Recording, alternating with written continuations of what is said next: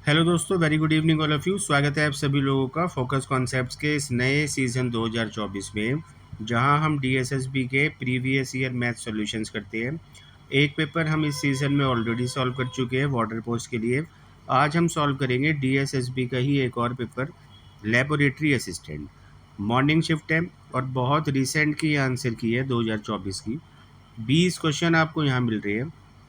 उन्हीं 20 क्वेश्चंस को अलग करते हुए हमने ये पीडीएफ तैयार की है। यानी इस पीडीएफ में आपको सिर्फ मैथ्स के ही क्वेश्चंस मिल रहे हैं। एक दूसरी पीडीएफ भी इसके साथ आपको मिल रही है जो कंप्लीट पेपर है जिसमें। और कोई भी पीडीएफ अगर आपको चाहिए तो अब से उसका लिंक आपको टेलीग्राम चैनल पर मिल रहा होगा। टेलीग्राम चैनल का लिंक मैं आपको डिस्क्रिप्शन बॉक्स में दे रहा हूँ। तो ताकि आपको सारी पीडीएफ मिल सके, आप ज़रूर इस टेलीग्राम चैनल को ज्वाइन कर लेना। अब बात करते हैं इस पेपर की। तो वो जो 20 क्वेश्चन है, देखो बहुत सारे क्वेश्चन उसमें से इम्पोर्टेंट है। अक्सर डीएसएस भी रिपीट करता है और आगे भी करेगा। तो हो सकता है आपको पेपर में सेम क्वेश्चन भी मिल रहे हो या फिर सेम कॉन्सेप्ट मिल रहा हो। तो आपका काम बड़ा आसान है, बस एक एक क्वेश्चन को ना आप बड़े ध्यान से समझो और उसको बिल्कुल जो भी फार्मूला यूज़ हो रहा है उसको भी अपने माइंड में लेकर आओ। सारी चीज़ें आप तैयार करो बस इस तरीके से।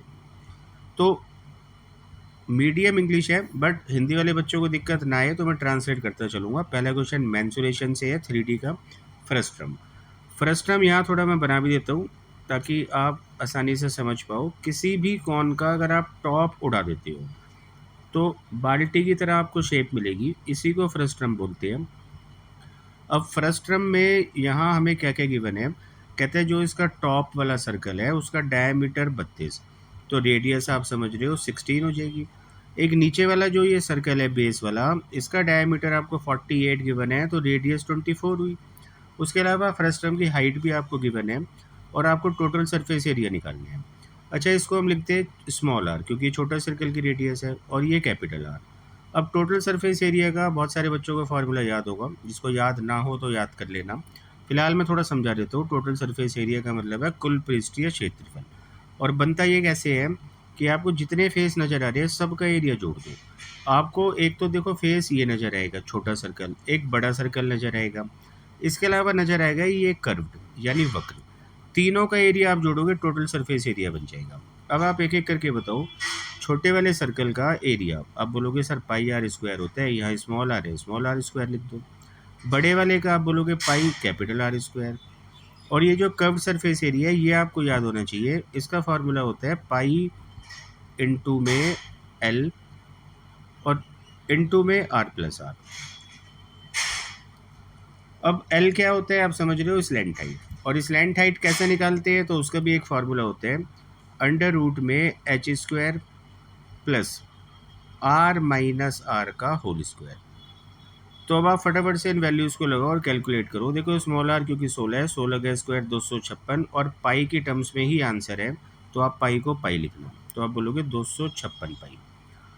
उसके बाद पाई कैपिटल आर स्क्वायर आप बोलोगे 24 का स्क्वायर 576 पाई लिख देते हैं।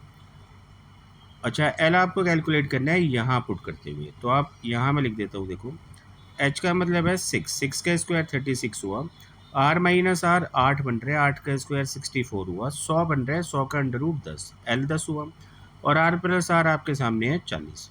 तो यहाँ से आपको मिल रहा है 400 पाई। और जब आप इन सबको जोड़ोगे तो आपको आंसर ये बिल्कुल नहीं मिलेगा, सही आंसर इसका 1232 पाई रहेगा। तो आप इसको गलती को ठीक कर लेना, यहाँ ऑप्शन गलत है, फर्स्ट ऑप्शन नहीं डी ऑप्शन आंसर होगा। उम्मीद है आपको समझ आया होगा, आप इसको रिपीट कर लेना otherwise. Question number 2 profit and loss से है। कहते हैं एक ट्रेडर अपने अंकित मूल्य पर 10% की छूट देते हैं, उसके बाद फिर से एक 5% की छूट देते हैं, और दोनों छूट देने के बाद भी ऐसा नहीं है कि उसको लॉस हुआ है, 14% का प्रॉफिट कमाते हैं।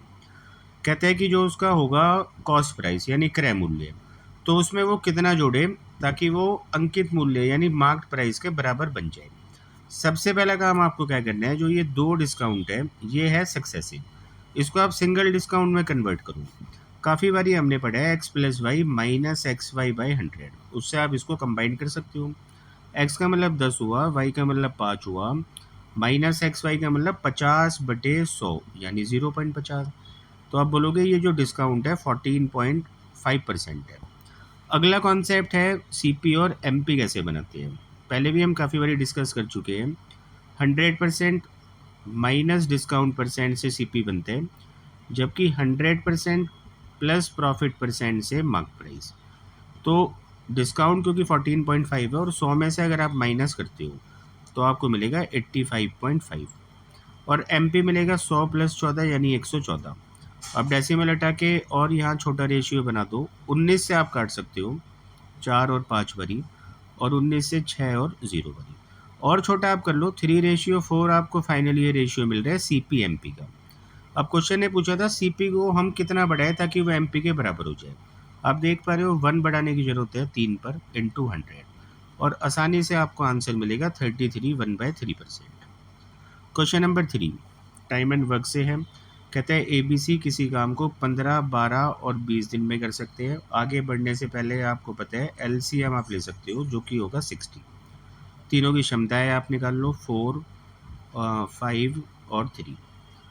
अब कहते हैं तीनों ने मिलकर तो काम शुरू किया था, लेकिन 2 दिन बाद सी काम छोड़कर चला गया। तो 2 दिन तक यानी तीनों ने मिलकर काम किया है, और तीनों का काम आप देख रहे हो 4 + 5 + 3 यानी 12। तो 2 दिन में 24 काम हो गया। अब रिमेनिंग काम कितना बचा? तो 60 - 24 यानी 36। सी काम छोड़ चुका है, तो ये काम करेंगे ए और बी। ए और बी की क्षमता आपके सामने है 9। तो जब आप 36 काम 9 की क्षमता से कराओगे तो रिमेनिंग काम को होने में 4 दिन लगने चाहिए। फिर से एक आंसर गलत है, ऑप्शन गलत है, सही आंसर रहेगा 4 दिन। बढ़ते हैं क्वेश्चन नंबर 4 पे। डीआई का ये क्वेश्चन है, और मोटा मोटा आपको यहाँ क्या गिवन है कि किस स्पोर्ट्स में कितना पैसा निवेश किया है। हालांकि वो डिग्री में गिवन है। टोटल पैसा 2,45,000 रुपये खर्च किया गया है यहाँ, और 2,45,000 में से अगर मैं पूछूं कि बताओ फुटबॉल पे कितना खर्च किया, यानी 54 डिग्री, तो आप सिंपली 54 डिग्री निकाल दोगे।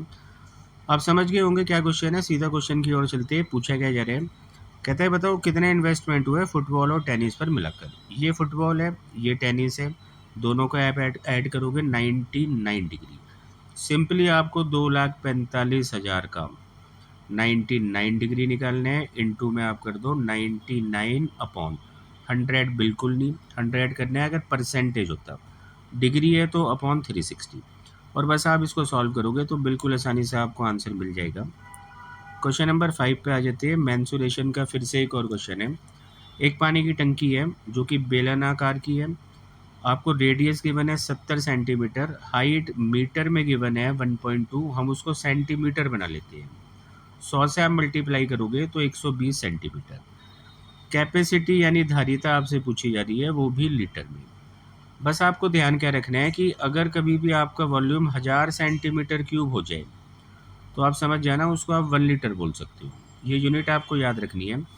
अब यहाँ हमें वॉल्यूम निकालना होगा। सिलेंडर के वॉल्यूम का फॉर्मूला πr² होता है, πr², यानी 70 × 70 और h 120। अब ये जो भी वॉल्यूम आएगा आप समझ रहे हो सेंटीमीटर क्यूब में आएगा, और अगर आप साथ साथ 1000 से भी डिवाइड कर लो तो डायरेक्टली अब ये वॉल्यूम लीटर्स में आ जाएगा। बस सिंपली आप इसको जब कैलकुलेट करोगे तो आपको आंसर मिल जाएगा 1848। क्वेश्चन नंबर 6 पे आ जाते हैं। सिंपल इंटरेस्ट का क्वेश्चन है। नीता ने 5,000 रुपये साधारण ब्याज की दर पर 5% दर पर उधार लिया है। पहले वर्ष के अंत में उसने 3750 तो लौटा दिए। अब दूसरे वर्ष के अंत में उसको कितना और लौटाना होगा ताकि उसका कर्ज खत्म हो जाए।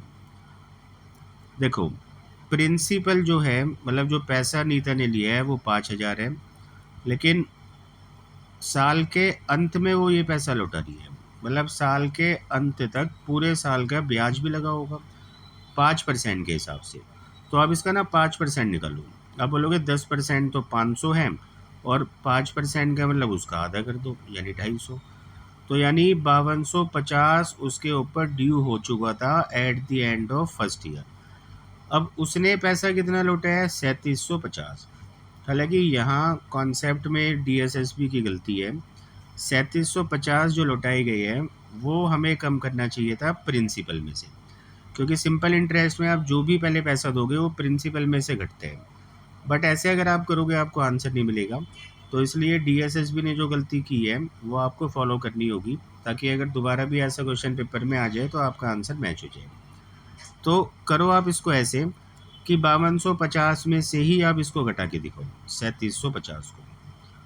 तो अब इसके ऊपर उधारी रहेगी 1500, लेकिन 1500 पहले वर्ष के अंत में है, जबकि इसने हिसाब किताब खत्म करने हैं दूसरे वर्ष के अंत में, यानी फिर से ब्याज लगेगा। और 5% ब्याज अगर आप 1500 पर निकालोगे आपको मिलेगा 75। तो यानी दूसरे वर्ष के अंत में 1575 बाकी हो जाएंगे, और इसी को चुकाने से सारा कर्ज खत्म हो सकता है। यही इसका आंसर माना जाएगा। क्वेश्चन नंबर 7 पे आ जाते हैं। मनोज क्या करता है कि एक मोबाइल फ़ोन की कीमत को वर्ष के पहले क्वार्टर में 12% से घटा देते हैं, अगले क्वार्टर में 5% से बढ़ा देते हैं, और फिर तीसरे क्वार्टर में 10% से बढ़ा देते हैं। कहते हैं जो इसका मूल कीमत है और जो सेकंड क्वार्टर की कीमत है उनका अंतर 1900 है। तो बताओ तीसरे क्वार्टर में इसकी कीमत क्या रहेगी। अब आसान क्वेश्चन है, देखो करना क्या है, आप शुरुआत 100 से कर लो वरना फ्रैक्शन से कर लो। 12% की फ्रैक्शन 3/25 होती है। तो आप मान लो कि अगर इसकी ओरिजिनल कीमत 25 है, ओरिजिनल कीमत, तो पहले क्वार्टर में वो 3 से होगी कम, आप बोलोगे 22। अच्छा, सेकेंड क्वार्टर में कीमत बढ़ी है 5% से, 22 का 5% आप निकालोगे, या फिर आप एक काम करो, एक एक ज़ीरो आप बढ़ा लो ताकि 5% निकालना आसान हो जाए आपके लिए। अब इसका 5% होगा देखो 11, और 11 आप इसमें जोड़ोगे तो 231। तीसरे क्वार्टर में फिर से ये कीमत 10% से बढ़ी है, 231 का 10%, तीसरे क्वार्टर में 10% से कीमत बढ़ी है, और 231 का 10% 23.1 होता है। जब आप इसमें जोड़ोगे तो आपको मिलेगा 254.1। तो ये सब वैल्यूज रेशियो में आ गई। हमें अंतर दे रखा है ओरिजिनल और सेकंड का, यानी इन दोनों नंबर्स का, जो कि आपका अंतर 19 बन रहा है, बट इन्होंने 1900 बोले हैं। तो यहाँ से आप समझ रहे हो एक की वैल्यू 100 और आपको तीसरे की वैल्यू निकालनी है, तो आप इसको भी 100 से मल्टीप्लाई करोगे और आंसर आपको मिल जाएगा थर्ड ऑप्शन। बढ़ते हैं अगले क्वेश्चन नंबर 8 पर। फिर से टाइम एंड वर्क का क्वेश्चन है। कहते हैं ए बी सी इतने इतने दिन में काम खत्म कर सकते हैं और उन्होंने इतना मिलकर कमाया है, तो बी का हिस्सा कितना है। आपको यहाँ कॉन्सेप्ट ये समझना है, अगर जो सभी वर्कर बराबर बराबर दिनों के लिए काम करते हैं, जैसे कि यहाँ भी तीनों ने बराबर दिन के लिए काम किया है, तो पैसा उनको बांटना है उनकी क्षमताओं के रेशियो में। और क्षमताओं का रेशियो कैसे निकलेगा, आप एक छोटा सा वर्क बना लो, टोटल वर्क 12, तो 12/3 4 हुआ, और 12/4 3 हुआ, और 12/6 2 हुआ। तो सिंपली आपको ये जो पैसा है ना 4:3:2 में बांटना है, यानी 4 3 7 2 9, 9 की ये वैल्यू है। 9 कितनी बारी में कटेगा, तो एक बारी में 9 5 2 0। सिंपली आपको 1520 गुना करना है, जो आपसे पूछा जा रहा है, बी का पूछा जा रहा है। तो 3 की वैल्यू 3 गुना 1520 यानी 4560। बढ़ते हैं क्वेश्चन नंबर 9 पर। टाइम एंड डिस्टेंस से है ये क्वेश्चन। कहते हैं एक बस की एवरेज स्पीड जो कि मुंबई और दिल्ली के बीच चलती है, तो अगर जो ये चले नॉन स्टॉप बिना रुके, तो इसकी स्पीड 64 किलोमीटर पर आवर रहती है। हालांकि अगर ये रुकती हुई चले तो फिर इसकी स्पीड 8 किलोमीटर पर आवर कम हो जाती है, यानी फिर 56 किलोमीटर पर आवर चलती है।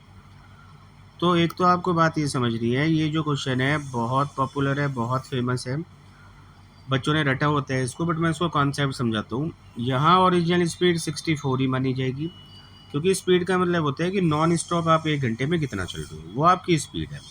ऐसा नहीं है कि बस ने यहाँ धीरे चला 64 की स्पीड से ही है, बट उसने कुछ टाइम रुकने में वेस्ट कर लिया, तो इसलिए 1 घंटे में 56 चल पाई। तो इसलिए आपको समझना है कि 64 ही बस की स्पीड है।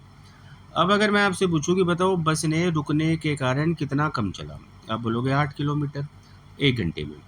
और अगर मैं पूछूं 60 किलोमीटर को भी बस चलती, तो आप बोलोगे 64 की स्पीड से चलती। तो ये टाइम आ गया 1/8, जिसको हम मिनट्स में कन्वर्ट करना चाहे तो इंटू 60, ये 7.5 मिनट आ गया। तो ये टाइम वो है जो बस ने रुकने में वेस्ट किया है, और वही हमसे पूछा जा रहा है, तो यही इस क्वेश्चन का आंसर है। बढ़ते हैं क्वेश्चन नंबर 10 पे। यहाँ आपको बता रखा है दो प्राइम नंबर्स है जिनका LCM 697 है, उन नंबर्स के नाम ए और बी है। जो भी दो नंबर आपके पास आ जाए वो, तो उनमें से आप ए को बड़ा रखना और वही वैल्यूज़ यहाँ पुट करते हुए आंसर निकाल लेना। अब आपको यहाँ देखो क्या समझना है कि दो प्राइम नंबर्स का एलसीएम हमेशा उनको मल्टीप्लाई करने से ही बनता है। जैसे 5 और 7 ये दोनों प्राइम नंबर है, और जब आप इनका एलसीएम लोगे तो आप नोटिस करोगे कि इनका एलसीएम 5 इंटू 7 ही निकला।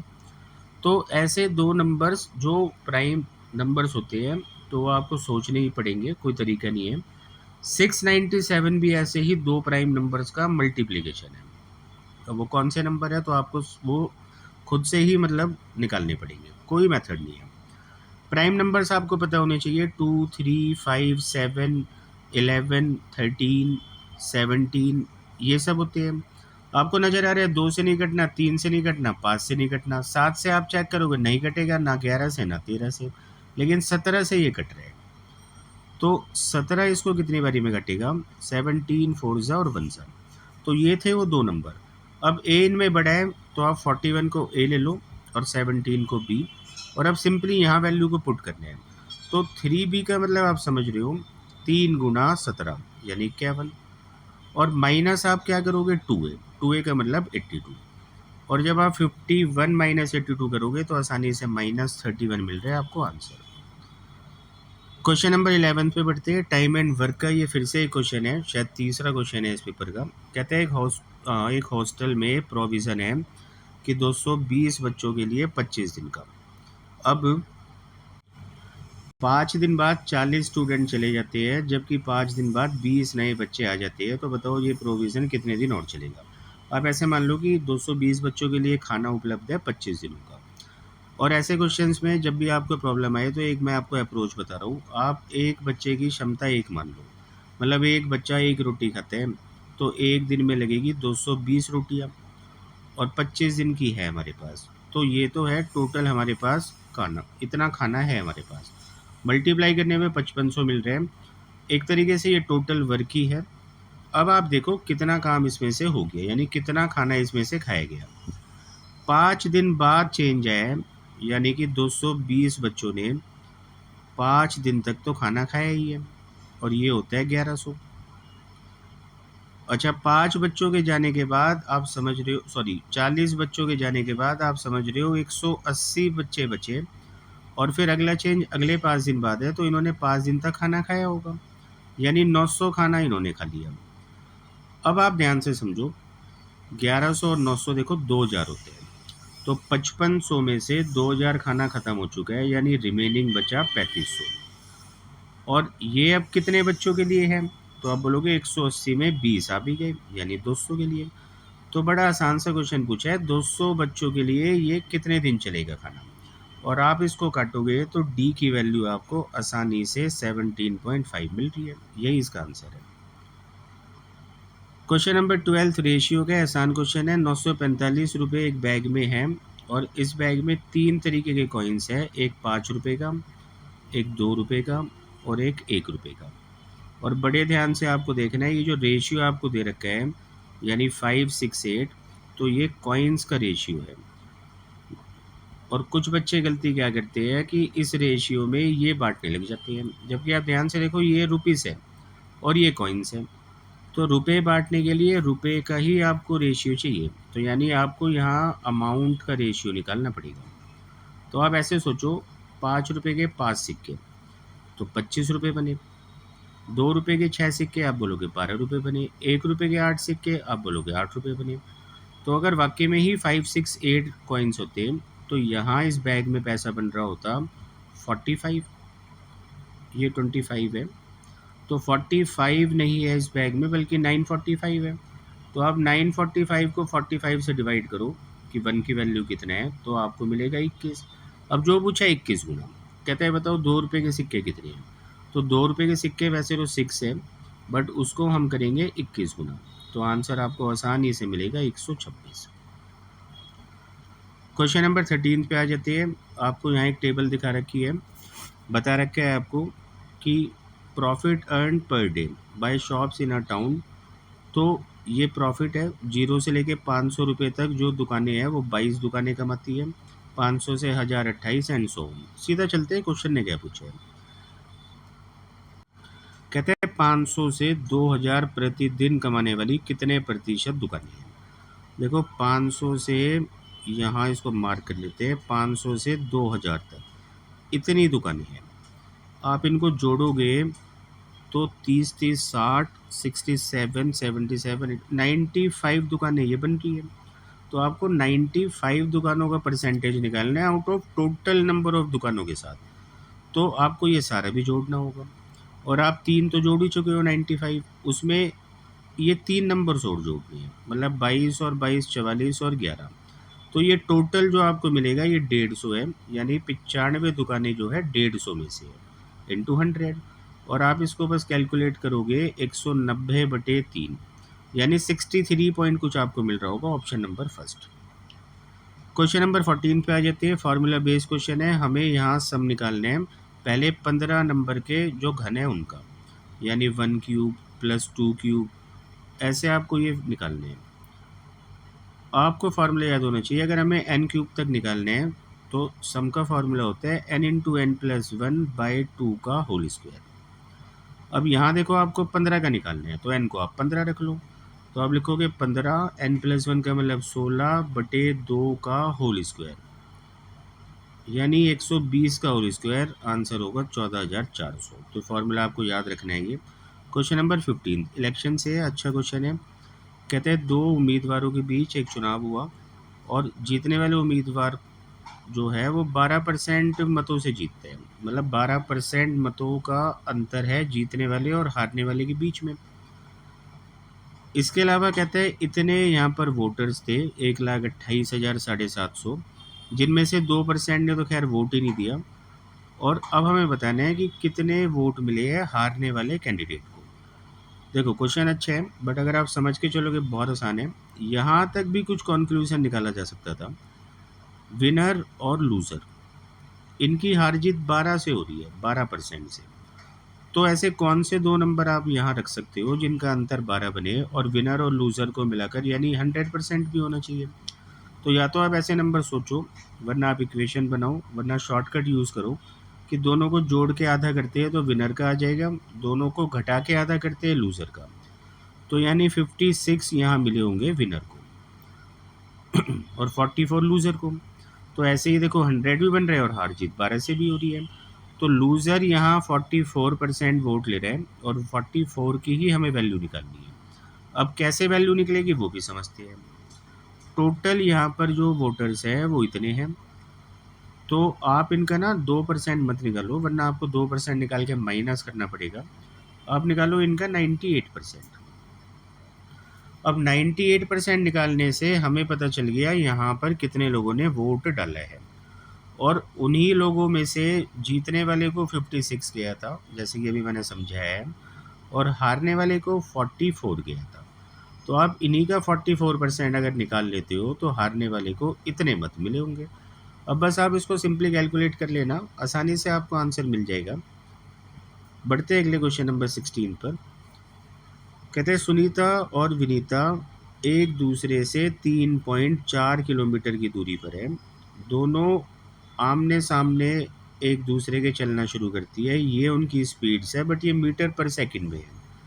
तो आप एक काम करो, इसको डिस्टेंस को बिना मीटर में बना लो। आपको पता है 1000 से मल्टीप्लाई करना पड़ेगा। तो 3.4 की जब आप 1000 से मल्टीप्लाई करोगे तो ये डिस्टेंस बन गया 3400 मीटर, और इनकी स्पीड है 8 और 9 मीटर पर सेकंड। आमने सामने स्पीड्स ऐड होती है, तो 8 और 9 17। तो यहाँ से टाइम आ गया 200 सेकंड, और 200 सेकंड को आप मिनट और सेकंड्स में ऐसे लिख सकते हो। तो आसान क्वेश्चन था। अगले क्वेश्चन की ओर बढ़ते हैं। क्वेश्चन नंबर 17 एवरेज का क्वेश्चन है। एक बार ये लैंग्वेज आप समझ लो इसकी। एक पार्टी में बहुत सारे मेंबर्स हो सकते हैं, वो हमें बता नहीं रखा। उनकी एवरेज एज 50 साल है। हालांकि इस पार्टी में जो सबसे बड़ा है और जो सबसे छोटा है, तो उनकी भी एवरेज एज सेम है, यानी 50 है। दोनों की एजेस का अंतर बता रखा है 80 है। तो बताना है कि इनमें से जो छोटा मेंबर है सबसे, उसकी एज क्या होगी। तो आप ऐसे लिख लो, ओल्डेस्ट और यंगेस्ट। तो मैं इनका सम 100 लिख सकता हूँ। आप समझ रहे हो, दोनों का एवरेज सेम है यानी 50 है, और 50 अगर दो लोगों का एवरेज है तो सम 50 गुना 2 यानी 100 हुआ। और हमें इनका डिफरेंस भी गिवन है यानी ओल्डेस्ट माइनस यंगेस्ट 80। अब जैसे कि इससे पहले भी मैंने डिस्कस करा था कि आप इन दोनों इक्वेशंस को सॉल्व ऐसे कर सकते हो, जोड़ के आधा करोगे तो पहले वाले वेरिएबल की वैल्यू, घटाकर आधा करोगे तो दूसरे वाले वेरिएबल की वैल्यू। तो यंगेस्ट की हमें यहाँ वैल्यू निकालनी है, आप घटा के आधा कर दो। 100 में से 80 गया 20 और 20 का आता 10, तो 10 साल इसका आंसर रहेगा। क्वेश्चन नंबर 18 फिर से प्रॉफिट एंड लॉस का क्वेश्चन आ गया। यहाँ बताया गया है कि दो कुर्सियों का कॉस्ट प्राइस मतलब कि क्रय मूल्य 7200 और 7200 है यानी सेम है। पहली कुर्सी को 5% प्रॉफिट पर बेचा गया है, यानी अगर मैं सेलिंग प्राइस की बात करूँ तो आप बोलोगे कि 105% लिया गया। और सेकंड कुर्सी को 8% लॉस पर बेचा गया, तो यानी हमने इसको 92% पे बेचा। दोनों सेलिंग प्राइस का अंतर निकालना है। तो जब आप इसको सॉल्व करोगे तो 7200 को आप कॉमन ले लो और इनटू में जो बचेगा 105 माइनस 92, तो वो बनेगा 13। तो कुल मिला के आपको बस 7200 का यहाँ 13% निकालना था। कैलकुलेट आप करोगे 936 इसका आंसर रहेगा। क्वेश्चन नंबर 19 पे आ जाते हैं। कहते हैं कि किसी मूलधन पर सेम रेट ऑफ इंटरेस्ट से, यानी कि ब्याज की दर भी सेम है, तो 2 वर्षों में जो मिलता है कंपाउंड इंटरेस्ट वो 420 है और जो मिलता है सिंपल इंटरेस्ट वो 400 है। तो बताओ यहाँ मूलधन कितना होगा। अब प्रिंसिपल यहाँ मैं बना के आपको दिखाता हूँ। देखो हर साल का सेम होता है सिंपल इंटरेस्ट, पहले साल और दूसरे साल आप लिख सकते हो 200 200, क्योंकि 2 साल का 400, हर एक साल का सेम होता है 200 200। कंपाउंड इंटरेस्ट भी पहले साल में वही रहता है जो सिंपल होते हैं। तो दूसरे साल में आप समझ रहे हो कि ब्याज पर ब्याज मिला होगा 20 रुपये, तभी तो ये 2 साल का कंपाउंड इंटरेस्ट 420 बनेगा। अब आप ये बताओ, ये जो 20 रुपये ब्याज पर ब्याज मिले हैं तो ये किस ब्याज पर मिले हैं। आप बोलोगे 200 पर, और परसेंट के लिए 100। तो यहाँ से आपने रेट ऑफ इंटरेस्ट निकाल लिया 10%। दूसरी बात हमें निकालना है प्रिंसिपल, तो आप इसको सिंपल इंटरेस्ट का क्वेश्चन बना लो। ये 200 अगर मैं आपसे पूछूं क्या है, तो आप बोलोगे ये सिंपल इंटरेस्ट है, और 1 साल का सिंपल इंटरेस्ट 10% है, तो आप बोलोगे 10% की ही वैल्यू 200 है। और प्रिंसिपल अगर निकालना है तो वो 100% होता है, तो आंसर 2000 हो गया। बिल्कुल आसान क्वेश्चन था। इस पेपर का लास्ट क्वेश्चन नंबर 20 पे आ जाते हैं। सर्ट्स इंडाइसिस से है। आपको छोटी छोटी प्रॉपर्टी पता होनी चाहिए कि अगर सेम होता है बेस और हम उनको मल्टीप्लाई करते हैं तो पावर्स ऐड हो जाती है। उसी तरीके से आपको ना यहाँ बेस सेम करने हैं। आप बोलोगे 64 को 8 की पावर 2 लिख लेते हैं। अब सेम बेस है तो पावर्स ऐड हो जाएगी। आप इसको लिख सकते हो 8 की पावर m+2। सामने भी देखो 512 8 का क्यूब होता है, यानी 8 की पावर 3, और 3 की मल्टीप्लाई 2m-5 से होगी। तो आप बोलोगे 6m, मतलब 8 की पावर 6m-15 बनी। अब दोनों तरफ बेस सेम है तो आप उसको कट कर दो, पावर्स को आपस में बराबर करोगे तो 5m की वैल्यू 17, और m की वैल्यू बहुत आसानी से मिल रही है 17/5।